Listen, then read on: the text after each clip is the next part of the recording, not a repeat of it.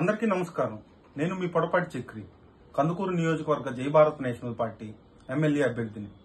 ఈ మధ్యకాలంలో నేను కందుకూరు పట్టణంలో కొన్ని వార్డుల్లో డోర్ టు డోర్ నిర్వహించాను.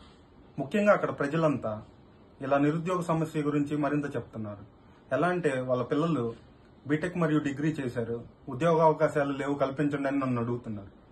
ఇప్పుడు ప్రస్తుతం నా వంతు కృషిగా నా ఫోన్ నెంబర్ వాళ్ళకి ఇచ్చి వాళ్ళ కెరీర్ గైడెన్స్ కి ఉపయోగపడే విధంగా ఖచ్చితంగా సహాయపడతానని చెప్పాను.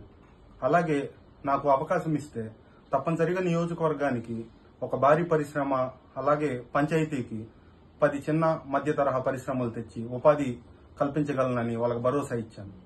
మీరు ఎప్పుడైనా ఆలోచించారా? ఇన్ని ప్రభుత్వాలు వచ్చాయి, మారుతున్నాయి, ఎవరైనా ఇలా అభివృద్ధి పదం అని మాట చెప్తారు తప్ప ఎప్పుడైనా ఏవైనా నియోజకవర్గంలో ఇలా ఇన్ని పరిశ్రమలు తెచ్చి ఇన్ని ఉద్యోగాలు కల్పించామని ఎవరూ చెప్పరు. ఎందుకంటే ఇలా ప్రజలు అంధకారంలో ఉంటేనే వాళ్ళ ఆధీనంలో ఉండి డబ్బుకు సరెండర్ అయ్యి ఓటేస్తారని వాళ్ళు భావిస్తారు. కానీ జై భారత్ పార్టీ మాత్రం ఇలా ప్రతి మనిషి విద్యావంతుడై ఉపాధి చేసుకొని అభివృద్ధి చెంది మనం ప్రభుత్వానికి పన్నులు కడతాం గాని ఇలా ప్రభుత్వం నుంచి ఉచితాలు ఆశించకూడదన్న ధోరణిలో మన అధ్యక్షులు జేడీ లక్ష్మీనారాయణ గారు ప్రజా మేనిఫెస్టో రూపొందించారు.